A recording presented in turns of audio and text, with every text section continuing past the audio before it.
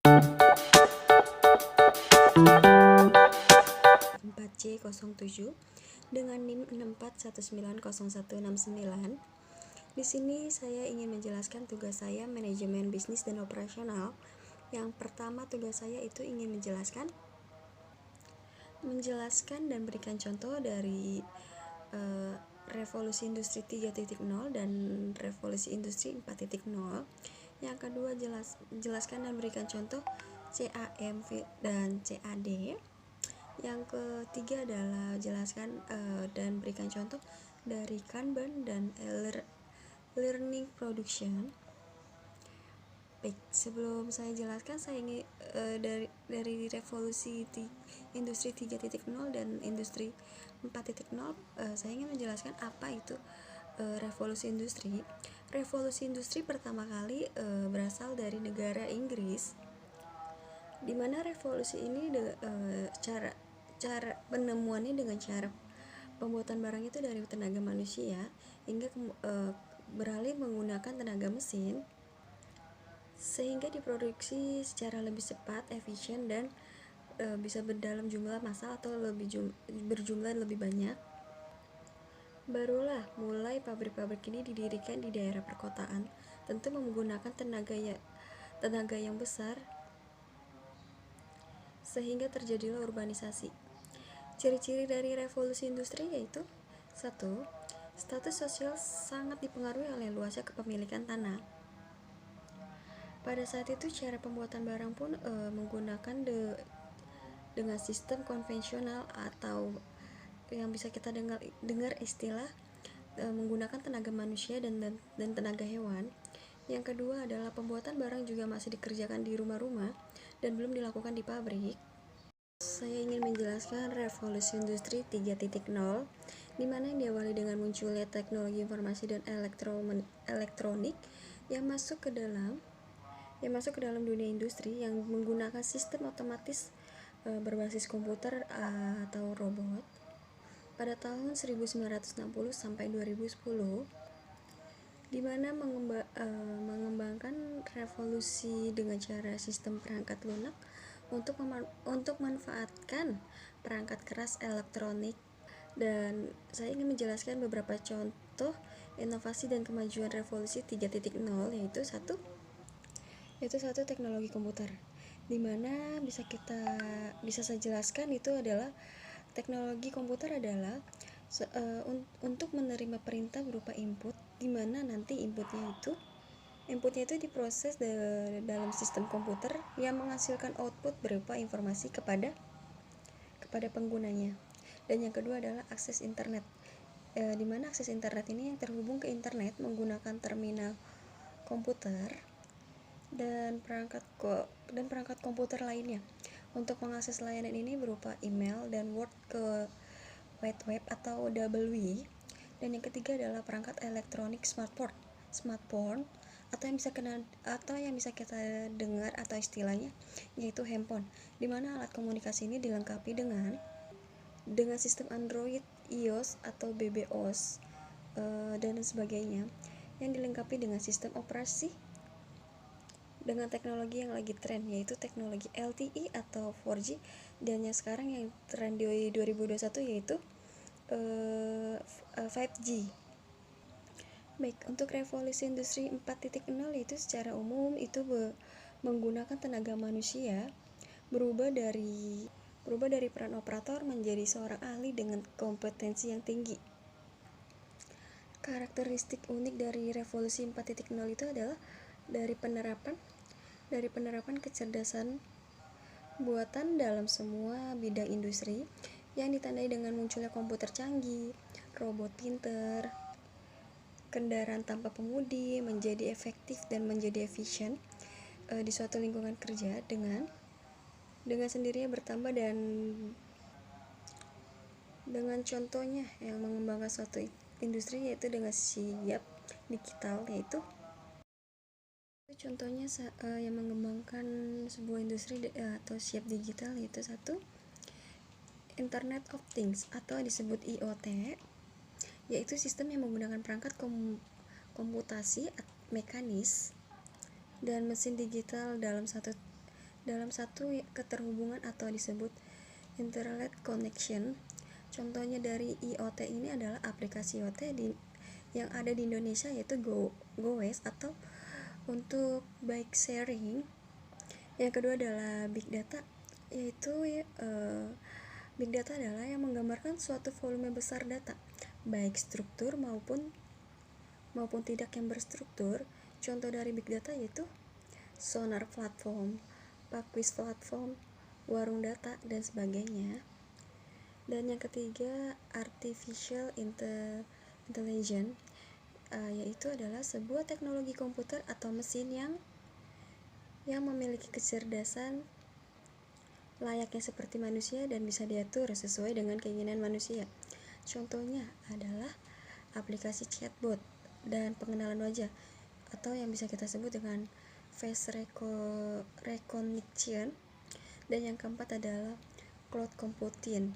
Cloud computing adalah teknologi yang menjadikan internet sebagai pusat pengolahan data dan aplikasi, di mana penggunaan komputer diberi hak akses atau yang disebut login menggunakan cloud dapat mengkonfigurasi peladen atau sebut server melalui internet. Contoh dari cloud computing adalah hosting situs web yang berbentuk peladen virtual. Baik, yang kedua saya ingin menjelaskan CAM dan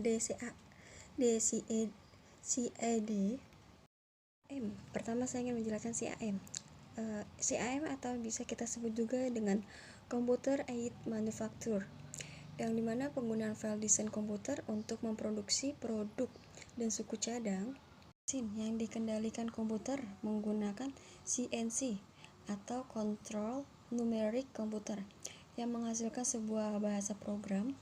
Dibutuhkan gambar 2D atau 3D yang dihasilkan oleh software CAD. CAM ini memiliki 3 elemen, yaitu satu, masukan. Masukan itu adalah perangkat lunak yang digunakan untuk membuat dan mengembangkan bagian kode proses, yang dimana itu bisa kita artikan yaitu perangkat lunak yang mengubah file data dari CAD menjadi jalur alat untuk diikuti mesin. Dan yang akan dikeluarkan adalah mesin yang akan digunakan pekerjaan melalui pemotongan laser, printer 3D, pemotongan plasma, atau mesin penggiling atau mesin butut yang lainnya. Dan untuk CAD sendiri atau bisa kita sebut dengan Computer Aided Design, di mana menurut Wikipedia adalah program komputer untuk menggambarkan suatu produk atau bagian dari suatu produk. Produk yang diinginkan digambarkan bisa diwakili oleh garis-garis maupun oleh simbol-simbol yang memiliki makna tertentu. CAD berupa gambar 2 dimensi ataupun 3 dimensi. Contoh dari CAD ini adalah perusahaan yang menggunakan program CAD yaitu AutoCAD, CATIA, SolidWorks, SketchUp, dan software lainnya yang sudah terbukti kualitasnya, tentu dengan kelebihan masing-masing. Manfaat CAM dan CAD yaitu mampu merancang dan membuat program yang berkualitas tinggi. 2. Memperpendek waktu perencanaan produk atau menghemat menjadi lebih efisien dalam waktu pengerjaannya atau waktu pengolahan. Dan yang ketiga adalah mampu menekan biaya operasional atau bisa kita artikan adalah mengurangi budget biaya operasional. Dan yang keempat adalah mampu menyediakan database yang lengkap atau sistem informasi yang lengkap. Yang ketiga saya ingin menjelaskan Kanban dan Lean Production, di mana Kanban menurut Ohon, Kanban adalah suatu alat untuk mengendalikan produksi yang digunakan dalam setiap aliran material melalui sistem produksi GET dengan menggunakan kartu-kartu untuk memerintahkan suatu work center memindahkan dan menghasilkan material atau komponen tertentu. Kanban berasal dari bahasa Jepang yang memiliki arti serupa dengan visible record or signal. Contoh dari sistem Kanban adalah satu sistem dorong atau push system, di mana tindakan ini untuk mengantisipasi kebutuhan dan push system dapat dalam learn merupakan proses manajemen dalam upaya mengurangi risiko stock out. Contohnya, satu area yaitu cutting akan memproduksi sebuah potongan material walaupun tidak adanya permintaan dari swing area. Yang kedua adalah sistem tarik atau push system.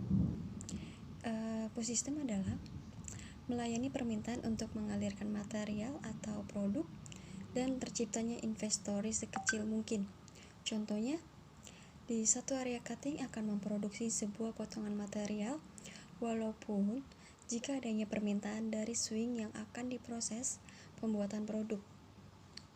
Dan untuk lean production adalah upaya yang dilakukan perusahaan untuk meningkatkan efisiensi produk yang dijadikan sebagai praktek yang mempertimbangkan berbagai pengeluaran yang berkaitan dengan sumber daya yang dimiliki perusahaan. Tujuannya untuk mewujudkan nilai suatu produk yang dihasilkan untuk meningkatkan omset penjualan dengan cara mencegah terjadinya pemborosan anggaran produksi. Dalam lean production ini ada beberapa pemborosan yang perlu dikurangi atau dipangkas, diantaranya yaitu 1.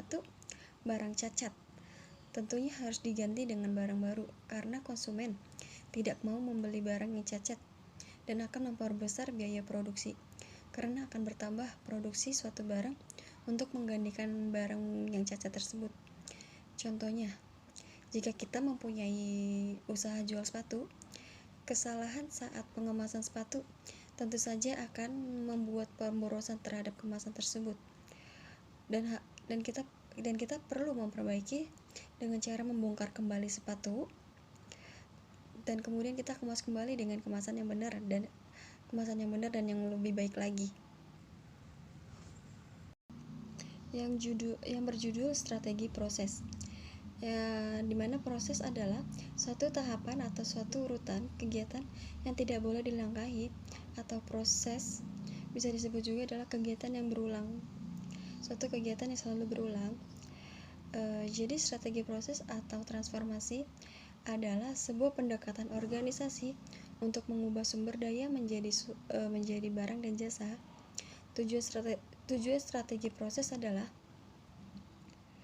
untuk menemukan suatu cara memproduksi barang dan jasa yang memenuhi persyaratan pelanggan dan spesifik produk yang berada dalam batasan biaya dan manajerial lainnya. Proses yang dipilih akan berdampak jangka panjang, efisien dan produksi, begitu juga yang fleksibel, biaya dan kualitas produk. Dalam proses transformasi yang terlibat dalam kegiatan pengolahan yaitu 1. Penanganan bahan baku, yang kedua penanganan teknologi, yang ketiga penanganan tenaga kerja, dan yang keempat adalah metode. Strategi proses memiliki 4 fokus, yaitu 1. Fokus pada proses, di mana fasilitas produksi ini diatur yang dikelilingi untuk menghasilkan produksi yang lebih rendah volumenya. Contoh, restoran dengan proses pembentukan bar, panggangan, dan tempat roti. Fasilitas ini terfokus pada peralatan, tata letak, dan pengawasan. Hal ini disebut proses sesaat dan memakai fasilitas yang sangat rendah.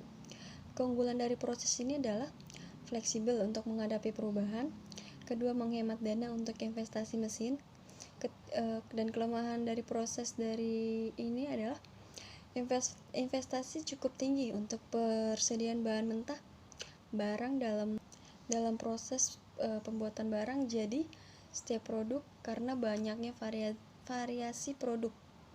Dua, fokus berulang. Fokus berulang adalah proses pembuatan produk barang dan produksi yang berorientasi pada jasa yang dapat memenuhi produk yang menggunakan modul atau lini praktikan klasik.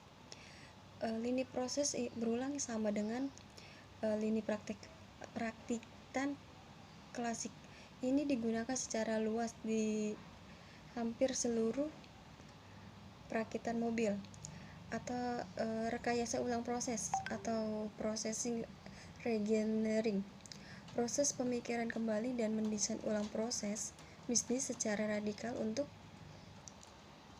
membawa peningkatan kinerja secara dahsyat. Mengubah sistem produksi dari satu model proses ke model yang lain memang sulit dan mahal. Perubahan ini mungkin dibutuhkan dalam hal pembelian, standar kualitas, peralatan, tata letak, dan pelatihan. Regeneering yaitu sejumlah alat yang dapat membantu dalam memahami kompleksitas desain dan mendesain ulang proses, yaitu contohnya satu, diagram alir atau disebut flow diagram. Flow diagram adalah sebuah gambar yang digunakan untuk menganalisis pergerakan bahan, produk ataupun atau orang. Tujuannya ya untuk membantu memahami, menganalisis hingga mengkomunikasikan sebuah proses. Yang kedua adalah pemetaan fungsi waktu atau time function mapping. Adalah sebuah diagram air dengan penambahan waktu pada sumbu horizontal. Tujuannya untuk mengidentifikasi dan menghilangkan pemborosan. Yang ketiga adalah diagram proses atau proses chart.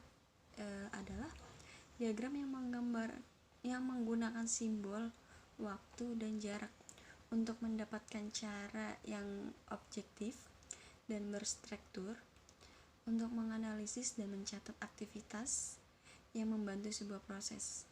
Dan yang terakhir adalah cetak biru jasa atau service blueprint.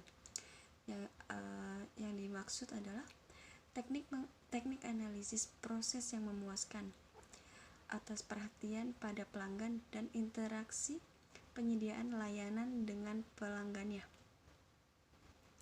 Yang ketiga adalah fokus pada produk.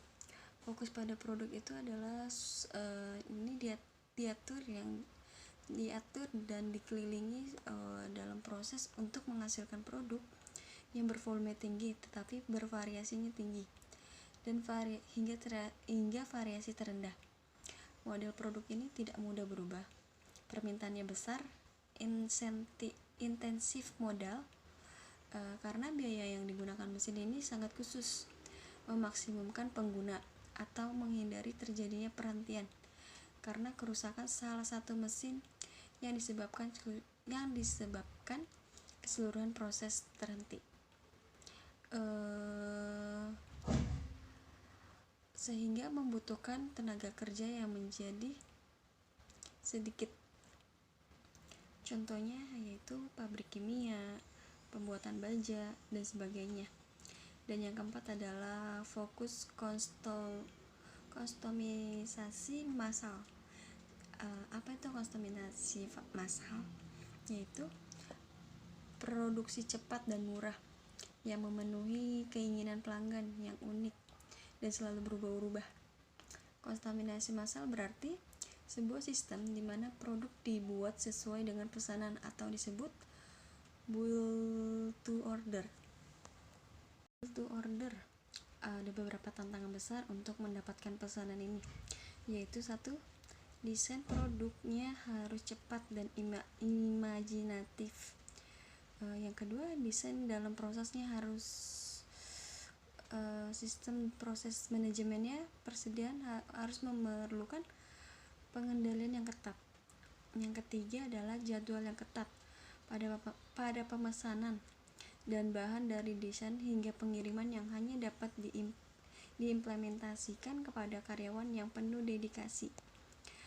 Keuntungan menggunakan kustomisasi massal atau build to order adalah satu, perusahaan memperoleh pesanan dan tetap berjalan dengan memenuhi permintaan pasar. Yang kedua, mengurangi pengeluaran besar pada organisasi yang ada atau dari karyawan hingga gudang dan fasilitas lainnya. Sistem proses dilihat dari teknologi. Definisi teknologi adalah kemampuan manusia dalam menggunakan metode dan peralatan untuk menghasilkan suatu produk atau sekumpulan proses.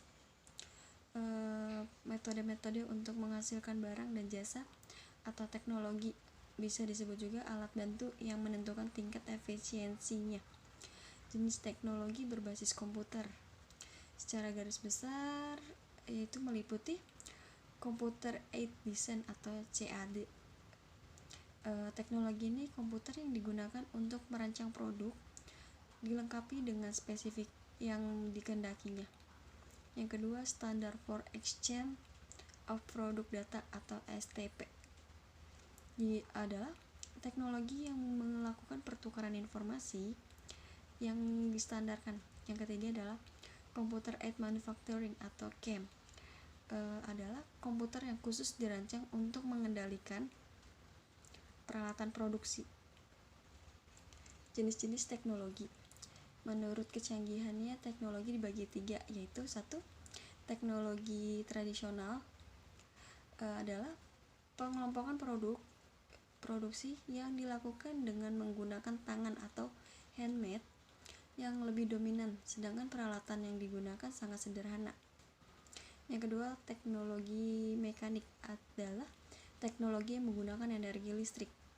Dan yang ketiga adalah otomatisasi adalah teknologi maju yang telah menggunakan komputer. Jenis teknologi yang canggih ini adalah mampu dan menggantikan berbagai kemampuan manusia, baik dari sisi tenaga maupun disiplinnya, hingga mampu mencapai tingkat efisiensi yang tinggi.